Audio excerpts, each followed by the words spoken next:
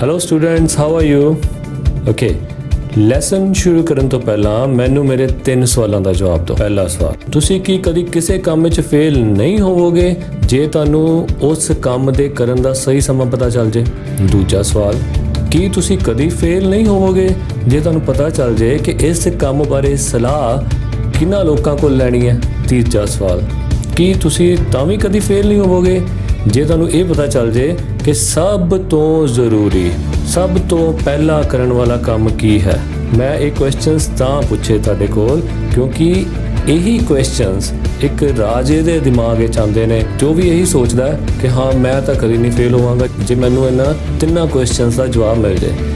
ਸੋ ਆਹ ਬੜੀ interesting story ਹੈ। 3 ਕੁਐਸਚਨਸ ਆ ਜੋ ਆਪਾਂ ਪੜ੍ਹੀਏ ਤੇ ਦੇਖਦੇ ਹਾਂ ਕਿ ਉਸ ਕਿੰਗ ਨੂੰ ਇਹ 3 ਸਵਾਲਾਂ ਦਾ ਜਵਾਬ ਕੀ ਮਿਲਦਾ ਹੈ ਤੇ ਕਿਵੇਂ ਮਿਲਦਾ ਹੈ। So let's start this interesting story. So name of the story is 3 questions. This is the lesson 4th in 8th class, Punjab School Education Board. A thought came to the mind of a certain king. ਕਿਸੇ ਖਾਸ ਰਾਜੇ ਦੇ ਦਿਮਾਗ ਵਿੱਚ ਇੱਕ ਵਿਚਾਰ ਆਇਆ। He thought he would never fail in anything if he knew 3 things. ਉਸਨੇ ਸੋਚਿਆ ਕਿ ਉਹ ਕਦੀ ਵੀ ਫੇਲ ਨਹੀਂ ਹੋਏਗਾ ਕਿਸੇ ਕੰਮ ਨੂੰ ਕਰਨ ਵਿੱਚ ਜੇ ਉਸਨੂੰ 3 ਗੱਲਾਂ ਬਾਰੇ ਪਹਿਲਾਂ ਹੀ ਪਤਾ ਹੋਏਗਾ। ਪਹਿਲਾ, the right time for an action.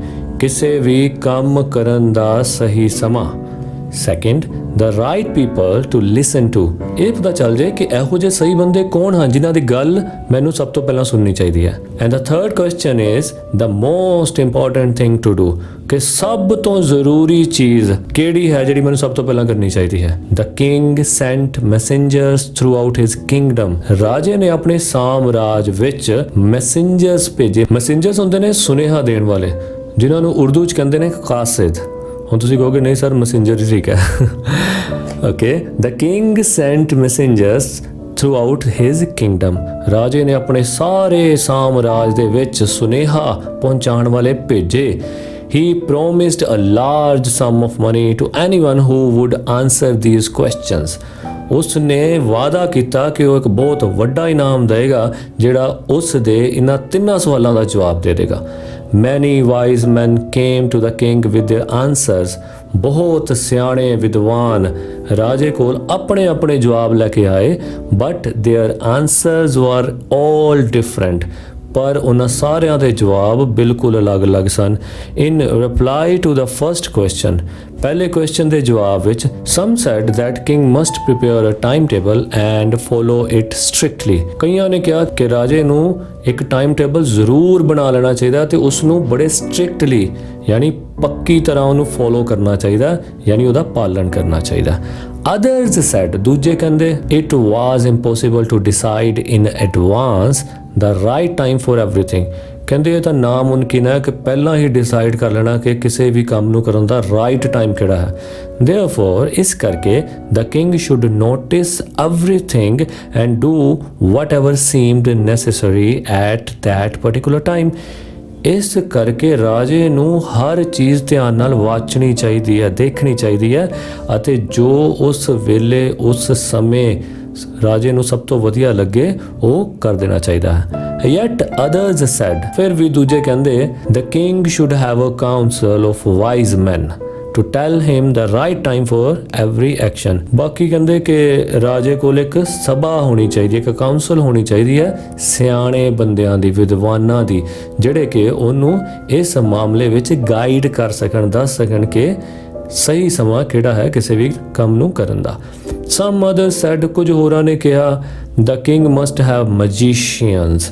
ਕਿ ਰਾਜੇ ਕੋਲ ਤਾਂ ਜਾਦੂਗਰ ਹੋਣੇ ਚਾਹੀਦੇ ਨੇ। Only magicians could look into the future and tell the right time for an action. ਕਿ ਸਿਰਫ ਜਾਦੂਗਰ ਹੀ ਆਉਣ ਵਾਲੇ ਸਮੇਂ ਵਿੱਚ ਝਾਤ ਮਾਰ ਕੇ ਦੱਸ ਸਕਦੇ ਹਨ ਕਿ ਕਿਸੇ ਵੀ ਕੰਮ ਨੂੰ ਕਰਨ ਦਾ ਸਹੀ ਸਮਾਂ ਕਿਹੜਾ ਹੈ। Equally different were the answers to the second question. ਹੁਣ ਦੂਜੇ ਕੁਐਸਚਨ ਦੇ ਵੀ ਇਸ ਤਰ੍ਹਾਂ ਦੇ ਅਲੱਗ-ਅਲੱਗ ਜਵਾਬ ਸਨ। Some said the right people for a king to listen to were his advisors. ਕੁਝ ਨੇ ਕਿਹਾ ਕਿ ਰਾਜੇ ਲਈ ਉਸ ਦੇ ਸਲਾਹਕਾਰ ਹੀ ਸਹੀ ਬੰਦੇ ਹਨ ਜਿਨ੍ਹਾਂ ਦੀ ਗੱਲ ਉਸ ਨੂੰ ਸੁਣਨੀ ਚਾਹੀਦੀ ਹੈ। Others said, ਦੂਜਿਆਂ ਨੇ ਕਿਹਾ his soldiers were most important for him and so on. ਕਈਆਂ ਨੇ ਕਿਹਾ ਕਿ ਨਹੀਂ, ਉਸ ਦੇ ਜਿਹੜੇ soldiers ਹਨ, ਸਿਪਾਹੀ ਹਨ, ਉਹਨਾਂ ਦੀ ਗੱਲ ਉਹਨਾਂ ਨੂੰ ਸੁਣਨੀ ਚਾਹੀਦੀ ਹੈ and so on, ਅਤੇ ਇਸ ਤਰ੍ਹਾਂ ਦੇ ਜਵਾਬ ਹੋਰ ਵੀ ਆਉਂਦੇ ਨੇ। To the third question, some said the most important thing was science. ਤੀਜੇ ਸਵਾਲ ਦੇ ਜਵਾਬ ਵਿੱਚ ਕਈਆਂ ਨੇ ਕਿਹਾ ਕਿ ਸਭ ਤੋਂ ਇੰਪੋਰਟੈਂਟ ਥਿੰਗ ਜਿਸ ਉੱਤੇ ਕੰਮ ਹੋਣਾ ਚਾਹੀਦਾ ਹੈ ਉਹ ਹੈ ਵਿਗਿਆਨ.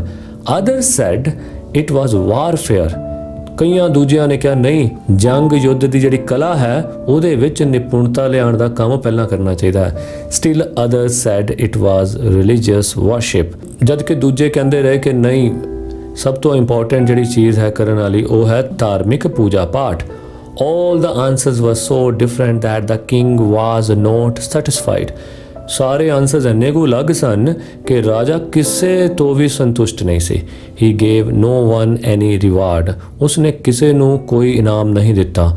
Now he decided to seek the advice of a certain hermit who was known for his wisdom. ਹੁਣ ਰਾਜੇ ਨੇ ਫੈਸਲਾ ਕੀਤਾ ਉਸ ਸੰਨਿਆਸੀ ਨੂੰ ਮਿਲਣ ਦਾ. ਹਰਮਿਟ ਹੁੰਦਾ ਸੰਨਿਆਸੀ ਜਿਹੜਾ ਕਿ ਦੁਨੀਆਦਾਰੀ ਨੂੰ ਛੱਡ ਕੇ ਜੰਗਲਾਂ ਵਿੱਚ ਰਹਿਣ ਲੱਗ ਜਾਂਦੇ ਨੇ. ਸੋ ਰਾਜੇ ਨੇ ਫੈਸਲਾ ਕੀਤਾ ਕਿ ਮੈਂ ਹੁਣ ਇੱਕ ਖਾਸ ਸੰਨਿਆਸੀ ਨੂੰ ਮਿਲਾਂਗਾ ਜਿਹੜਾ ਕਿ ਮਸ਼ਹੂਰ ਹੈ ਆਪਣੀ ਸਿਆਣਪ ਕਰਕੇ. This hermit lived in a wood which he never left. Wood ਹੁੰਦਾ ਜੰਗਲ. ਇਹ ਸੰਨਿਆਸੀ ਜੰਗਲ ਵਿੱਚ ਰਹਿੰਦਾ ਸੀ ਜਿਹੜਾ ਕਿ ਉਹ ਕਦੀ ਛੱਡਦਾ ਨਹੀਂ ਸੀ. He met none. ਉਹ ਕਿਸੇ ਨੂੰ ਮਿਲਦਾ ਨਹੀਂ ਸੀ. But common people. ਪਰ ਸਿਰਫ ਆਮ ਬੰਦਿਆਂ ਤੋਂ ਇਲਾਵਾ. So the king put on very simple clothes. ਕਿਉਂਕਿ ਉਹ ਆਮ ਬੰਦਿਆਂ ਨੂੰ ਮਿਲਦਾ ਸੀ, ਇਸ ਕਰਕੇ ਰਾਜੇ ਨੇ ਵੀ ਕੀ ਕੀਤਾ, ਬੜੇ ਸਧਾਰਨ ਜਿਹੇ ਕੱਪੜੇ ਪਾ ਲਏ. Before reaching the hermit's hut, he got off his horse. ਕਿਉਂਕਿ ਉਹ ਚਾਹੁੰਦਾ ਸੀ ਕਿ ਸਧਾਰਨ ਦਿਸੇ, ਇਸ ਕਰਕੇ ਉਸਨੇ ਆਪਣਾ ਘੋੜਾ ਵੀ ਜਿਹੜਾ ਸੀ ਇੱਕ ਸਾਈਡ ਤੇ ਬੰਨ੍ਹ ਦਿੱਤਾ. ਉਸ ਤੋਂ ਆਪ ਨੀਚੇ ਉਤਰ ਗਿਆ. He left the horse with his bodyguard and went on alone. ਉਸਨੇ ਆਪਣਾ ਘੋੜਾ ਆਪਣੇ ਅੰਗ ਰੱਖਿਅਕ ਕੋਲ ਛੱਡ ਦਿੱਤਾ ਅਤੇ ਅੱਗੇ ਇਕੱਲਾ ਚਲਾ ਗਿਆ. As the king came near the hermit's hut, ਜਿਵੇਂ ਹੀ ਰਾਜਾ ਸੰਨਿਆਸੀ ਦੀ ਝੁੱਗੀ ਦੇ ਕੋਲ ਪਹੁੰਚਿਆ, he saw the hermit digging the ground in front of his hut. ਉਸਨੇ ਦੇਖਿਆ ਕਿ ਸੰਨਿਆਸੀ ਆਪਣੀ ਝੌਂਪੜੀ ਦੇ ਸਾਹਮਣੇ ਜ਼ਮੀਨ ਨੂੰ ਖੋਦ ਰਿਹਾ ਹੈ. ਡਿਗਿੰਗ ਹੁੰਦਾ ਖੋਦ ਰਿਹਾ. The hermit greeted the king and continued digging. hermit ਨੇ ਉਸ ਦੇ ਉੱਤੇ ਪਹੁੰਚਣ ਤੇ ਉਸ ਨੂੰ ਜੀ ਆਇਆਂ ਕਿਹਾ ਅਤੇ ਆਪਣਾ ਕੰਮ ਕਰਦਾ ਰਿਹਾ. ਕਿਹੜਾ ਕੰਮ? ਧਰਤੀ ਨੂੰ ਖੋਦਣ ਦਾ. The hermit was old and weak. ਸੰਨਿਆਸੀ ਬੁੱਢਾ ਅਤੇ ਕਮਜ਼ੋਰ ਸੀ. As he worked, he breathed heavily. ਕੰਮ ਕਰਦੇ ਕਰਦੇ ਔਖੇ ਔਖੇ ਸਾਹ ਵੀ ਲੈਂਦਾ ਸੀ. The king went up to the hermit and said, ਰਾਜਾ ਸੰਨਿਆਸੀ ਕੋਲ ਗਿਆ ਅਤੇ ਕਿਹਾ, ਓ ਵਾਈਜ਼ ਹਰਮਿਟ, ਹੇ ਸਿਆਣੇ ਸੰਨਿਆਸੀ, I have come to know from you the answers to 3 questions. ਮੈਂ ਤੇਰੇ ਕੋਲ 3 ਸਵਾਲਾਂ ਦੇ ਜਵਾਬ ਪੁੱਛਣ ਲਈ ਆਇਆ ਹਾਂ. How can I learn to do the right thing at the right time? ਕਿ ਮੈਂ ਕਿੱਦਾਂ ਜਾਣ ਸਕਦਾ ਹਾਂ ਕਿ ਕਿਸੇ ਵੀ ਕੰਮ ਨੂੰ ਕਰਨ ਦਾ ਸਹੀ ਸਮਾਂ ਕਿਹੜਾ ਹੈ. Who are the most important people for me? ਮੇਰੇ ਵਾਸਤੇ ਸਭ ਤੋਂ ਮਹੱਤਵਪੂਰਨ ਲੋਕ ਕਿਹੜੇ ਹਨ ਜਿਨ੍ਹਾਂ ਨੂੰ ਮੈਂ ਮਿਲਾਂ. And what affairs need my first attention? ਤੇ ਇਹੋ ਜਿਹੇ ਕਿਹੜੇ ਕੰਮ ਹਨ ਜਿਨ੍ਹਾਂ ਵੱਲ ਮੈਂ ਸਭ ਤੋਂ ਪਹਿਲਾਂ ਧਿਆਨ ਦਿਆ ਕਰਾਂ. The hermit listened to the king but said nothing. hermit ਨੇ ਰਾਜੇ ਨੂੰ ਸੁਣਿਆ ਪਰ ਕਿਹਾ ਕੁਝ ਨਹੀਂ. He went on digging. ਉਹ ਆਪਣਾ ਕੰਮ ਕਰਦਾ ਰਿਹਾ, ਜ਼ਮੀਨ ਖੋਦਦਾ ਰਿਹਾ. You are tired, said the king. ਰਾਜੇ ਨੇ ਕਿਹਾ, ਤੂੰ ਥੱਕ ਗਿਆ ਹੈ. Let me have the spade and dig for you. ਮੈਨੂੰ ਆਪਣੀ ਸਪੇਡ ਦੇ ਯਾਨੀ ਕਹੀ ਦੇ ਤਾਂ ਕਿ ਮੈਂ ਤੇਰੇ ਲਈ ਇਹ ਧਰਤੀ ਖੋਦ ਸਕਾਂ. Thanks, said the hermit. hermit ਨੇ ਕਿਹਾ, ਸੰਨਿਆਸੀ ਨੇ ਕਿਹਾ, ਤੁਹਾਡਾ ਧੰਨਵਾਦ. He gave his spade to the king. ਉਸਨੇ ਆਪਣੀ ਕਹੀ ਰਾਜੇ ਨੂੰ ਦੇ ਦਿੱਤੀ. And sat down on the ground. ਅਤੇ ਜ਼ਮੀਨ ਤੇ ਬੈਠ ਗਿਆ. When the king had dug 2 beds. beds ਹੁੰਦੀਆਂ ਨੇ ਪਰਤਾਂ. ਜਦੋਂ ਜ਼ਮੀਨ ਦੀਆਂ 2 ਪਰਤਾਂ ਰਾਜੇ ਨੇ ਖੋਦੀਆਂ, he stopped. ਉਹ ਰੁਕਿਆ and repeated his questions. ਅਤੇ ਉਸਨੇ ਦੁਬਾਰਾ ਆਪਣੇ ਕੁਐਸਚਨ ਜਿਹੜੇ ਸੀ ਰਿਪੀਟ ਕਰ ਦਿੱਤੇ. Still the hermit gave no answer. ਅਜੇ ਵੀ ਸੰਨਿਆਸੀ ਨੇ ਕੋਈ ਜਵਾਬ ਨਹੀਂ ਦਿੱਤਾ.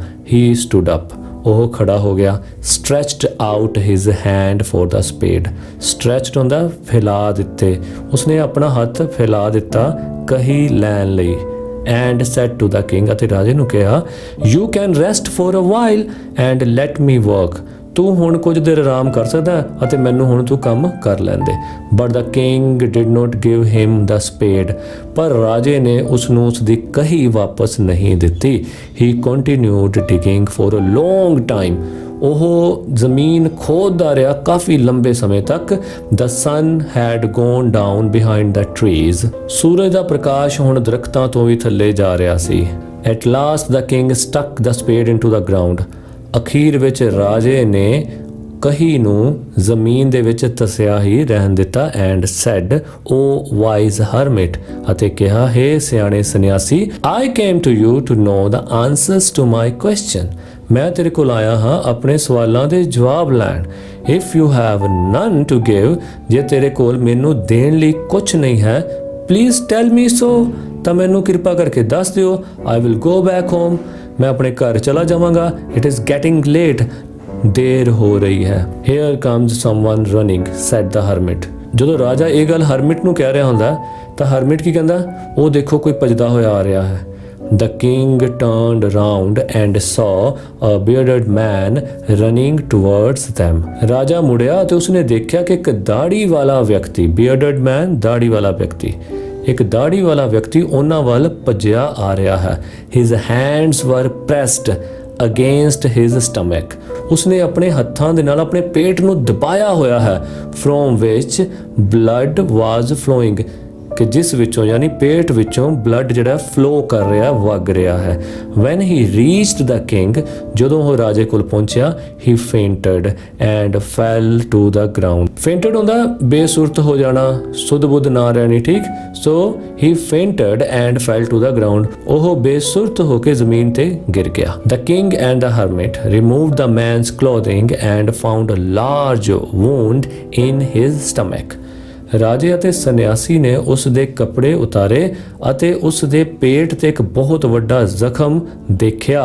ਦ king washed and covered the wound with his handkerchief, ਰਾਜੇ ਨੇ ਉਸ ਦਾ ਜ਼ਖਮ ਧੋਇਆ ਅਤੇ ਉਸ ਨੂੰ ਆਪਣੇ ਰੁਮਾਲ ਦੇ ਨਾਲ ਬੰਨ੍ਹ ਦਿੱਤਾ। But the blood would not stop flowing, ਪਰ ਖੂਨ ਵਹਿਣਾ ਬੰਦ ਨਹੀਂ ਹੋਇਆ। The king dressed the wound again and again, ਰਾਜੇ ਨੇ ਪੱਟੀ ਦੁਬਾਰਾ ਕੀਤੀ। And at last the bleeding stopped, ਅਖੀਰ ਵਿੱਚ ਖੂਨ ਵਹਿਣਾ ਬੰਦ ਹੋ ਗਿਆ। ਬਲੀਡਿੰਗ ਹੁੰਦਾ ਖੂਨ ਦਾ ਵਹਿਣਾ। The man felt better and asked for something to drink, ਉਹ ਜ਼ਖਮੀ ਵਿਅਕਤੀ ਨੂੰ ਹੁਣ ਕੁਝ ਅੱਛਾ ਮਹਿਸੂਸ ਹੋਇਆ ਅਤੇ ਉਸਨੇ ਕੁਝ ਪੀਣ ਲਈ ਮੰਗਿਆ। The king brought fresh water and gave it to him, ਰਾਜੇ ਨੇ ਤਾਜ਼ਾ ਪਾਣੀ ਲੈ ਕੇ ਆਂਦਾ ਅਤੇ ਉਸ ਨੂੰ ਦੇ ਦਿੱਤਾ। ਬਾਏ ਦਿਸ ਟਾਈਮ, ਇਸ ਵੇਲੇ ਤੱਕ, the sun had set and the air was cool, ਸੂਰਜ ਛੁਪ ਚੁੱਕਾ ਸੀ ਅਤੇ ਹਵਾ ਠੰਡੀ ਸੀ। The king and the hermit carried the wounded man into the hut and laid him on the bed, ਰਾਜੇ ਅਤੇ ਸੰਨਿਆਸੀ ਨੇ ਉਸ ਜ਼ਖਮੀ ਵਿਅਕਤੀ ਨੂੰ ਚੁੱਕ ਕੇ ਅੰਦਰ ਬੈੱਡ ਦੇ ਉੱਤੇ ਲਿਟਾ ਦਿੱਤਾ।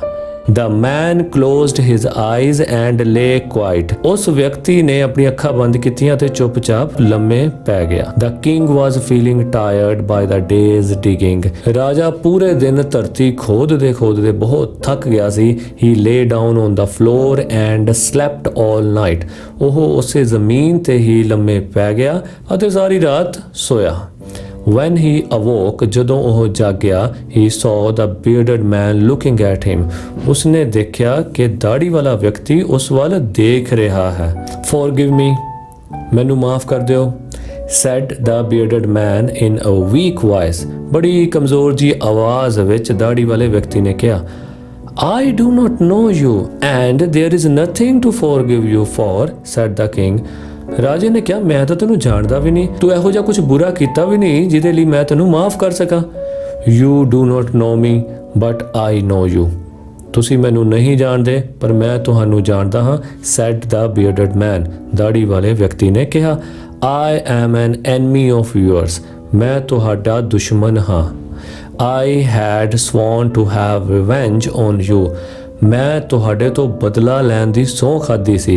Because you put my brother to death and seized our property, ਕਿਉਂਕਿ ਤੁਸੀਂ ਮੇਰੇ ਬ੍ਰਦਰ ਨੂੰ, ਮੇਰੇ ਭਰਾ ਨੂੰ ਮੌਤ ਦੇ ਘਾਟ ਉਤਾਰਿਆ ਸੀ ਅਤੇ ਸਾਡੀ ਜਾਇਦਾਦ ਹੜੱਪ ਲਈ ਸੀ।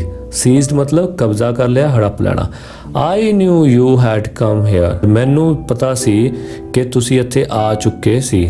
I had made up my mind to kill you. ਮੈਂ ਆਪਣਾ ਵਿਚਾਰ ਬਣਾ ਲਿਆ ਸੀ ਤੁਹਾਨੂੰ ਖਤਮ ਕਰਨ ਦਾ on your way back, ਤੁਹਾਡੇ ਵਾਪਸੀ ਦੇ ਰਸਤੇ ਵਿੱਚ।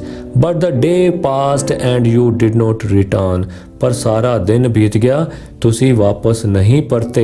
When I came out of my hiding place, ਜਦੋਂ ਮੈਂ ਆਪਣੀ ਲੁਕਣ ਵਾਲੀ ਜਗ੍ਹਾ ਤੋਂ ਬਾਹਰ ਨਿਕਲਿਆ, your bodyguard recognized me, ਤੁਹਾਡੇ ਅੰਗ ਰੱਖਿਅਕ ਨੇ ਮੈਨੂੰ ਪਹਿਚਾਨ ਲਿਆ and wounded me, ਅਤੇ ਮੈਨੂੰ ਜ਼ਖਮੀ ਕਰ ਦਿੱਤਾ।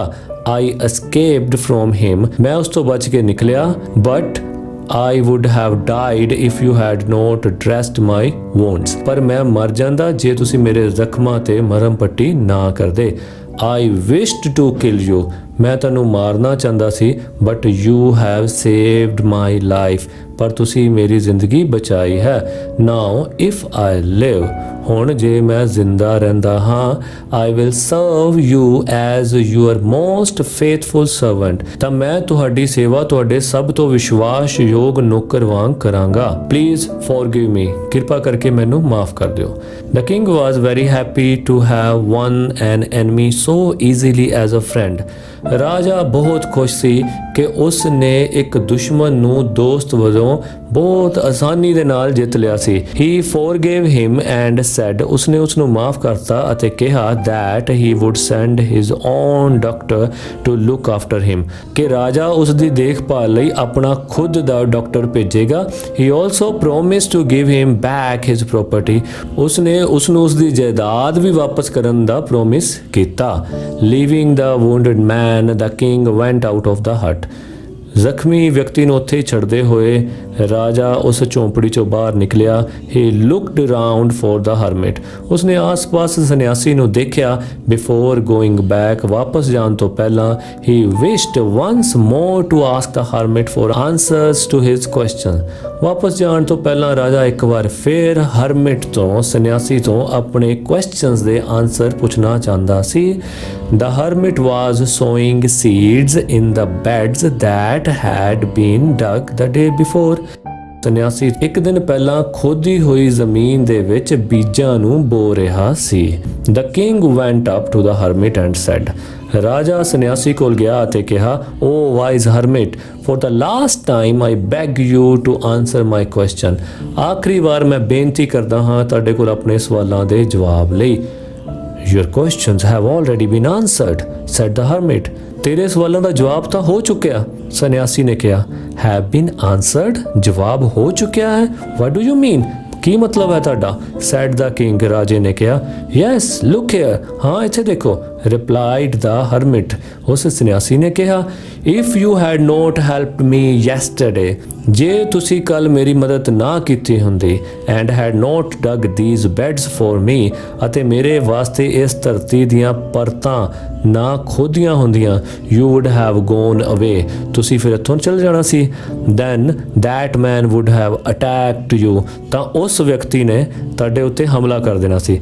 Then you would have wished you had stayed here with me, ਫਿਰ ਤੁਸੀਂ ਇਹ ਦਿਮਾਗ 'ਚ ਸੋਚਣਾ ਸੀ ਕਿ ਕਾਸ਼ ਮੈਂ ਸੰਨਿਆਸੀ ਕੋਲ ਹੀ ਰਹਿ ਗਿਆ ਹੁੰਦਾ।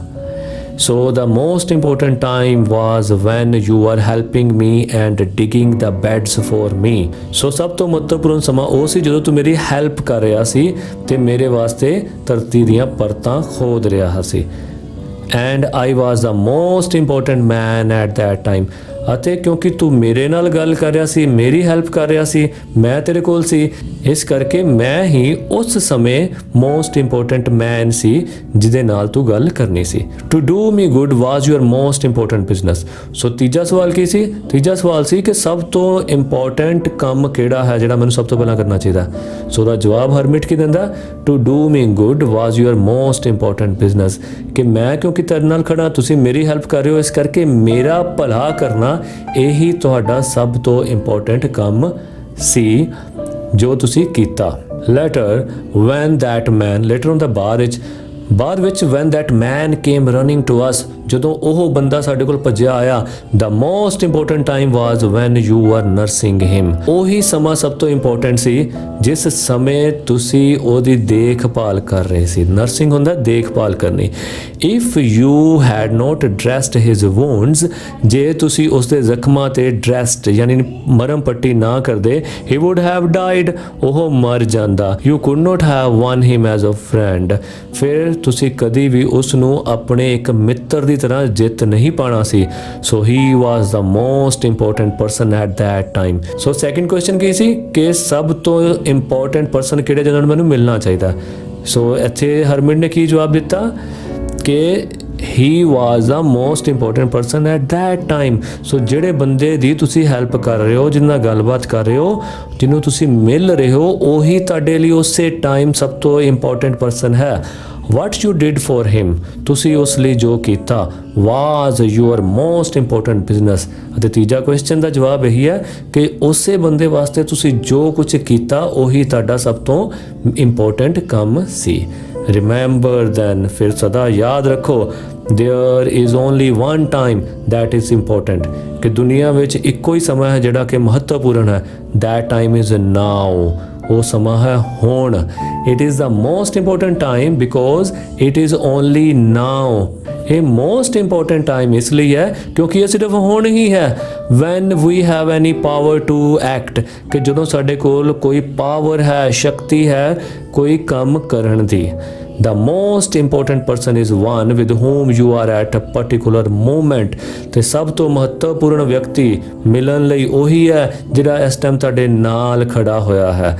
you never know what will happen in the future। ਤੁਹਾਨੂੰ ਕਦੀ ਵੀ ਪਤਾ ਨਹੀਂ ਚੱਲ ਸਕਦਾ ਕਿ ਫਿਊਚਰ ਵਿੱਚ ਕੀ ਹੋਏਗਾ। you don't know whether you will ever meet that man again or not।